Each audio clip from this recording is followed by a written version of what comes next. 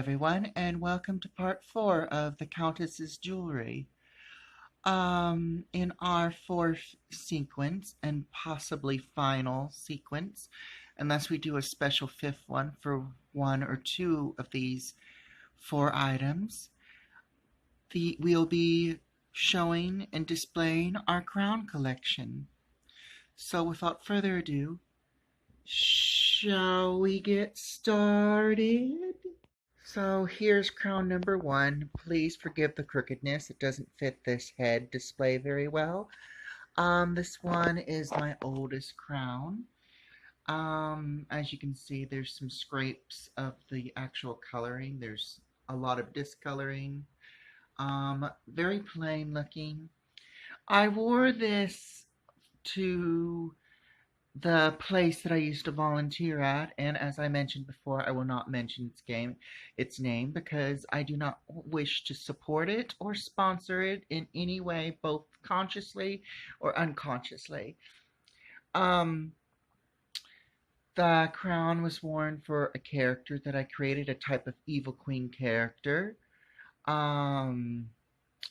I wanted a medieval look, and I didn't want anything too flashy, and this crown was very close to the illustration of that character that I portrayed. And after that, it was used again for Flight of the Phoenix, which was another Cornish collaboration project that I did with a class that involved Cornish students. It was covered in golden, yellow, and red felt for the phoenix crown. And after that, the phoenix feathers were removed and it was cleaned and prepped back to what it used to look like as best as possible. I don't wear it too often because, as you can see, it's not very flashy, and it was used for a medieval theme. It may be used again, it may be altered like it was for the Phoenix costume, you never know.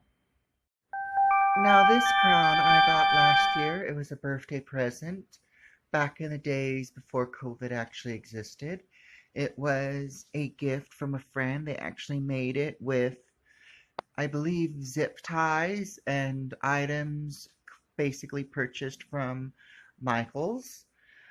It's supposed to have like a steampunk type of Victorian futuristic type of deal. I actually wore it for one of my videos. I believe my costume display video where I wore all of my favorite costumes. This was worn on my red Tudor dress. I know a steampunk crown on a Tudor dress makes no sense, but I'm the Countess. I can wear what I want. I can do it historically or non-historically.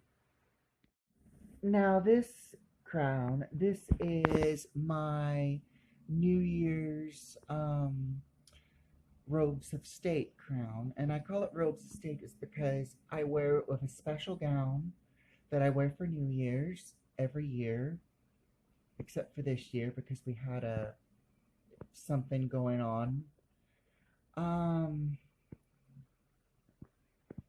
Silver with white rhinestones and Swarovski crystals. This is a bridal quality wig. I mean, not a wig, a crown, my bad.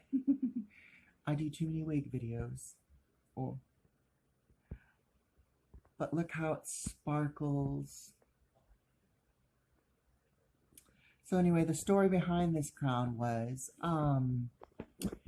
it was $16 and the crown was lost in the mail.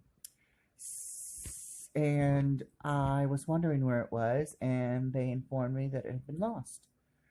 So because of that, they gave me another one for a free percentage for basically the same. Basically, they paid for me. How can or what's the word? Since you already paid for one, you get a spare or something like that. You know what I mean. You probably know what I mean. Um, so the crown came in, and then I want to say a few months later, the crown that had eventually disappeared, that had been lost, appeared. So I had two crowns for the price of one, and I gave one to a special friend of mine who also was the one who made the steampunk crown that I just showed you. So let's have one more look. Beautiful. Beautiful. And here is the crown that you've probably seen in every intro of all four videos. This is my latest and my most newest crown. I got it in my present trip in Reno. We just got back a few days ago, and this was my last purchase in Reno. Let's zoom in. So the crown's jewels are basically white rhinestones, Swarovski crystals, and these beautiful blue stones. They're not really blue, they're more of an aqua, but they look dark blue on the camera. So there's a story behind this crown. It came from Istanbul, Turkey. So this crown is very special. It is not a crown from the States. It's a crown from a very historical area. I mean, Turkey was no, it was Hungary. My bad. Different story. I'll tell you about that some other time. But yeah, so this is a crown that's out of the States. It is not an Austrian crown. That's the one thing I forgot to mention. The crown that I just showed you last was an Austrian brand. At least that's what it was called when I purchased it. This one is my newest favorite.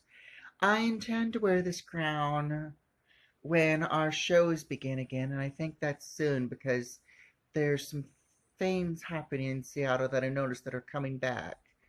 So I think that is a good sign. So I gotta start planning the gown for it.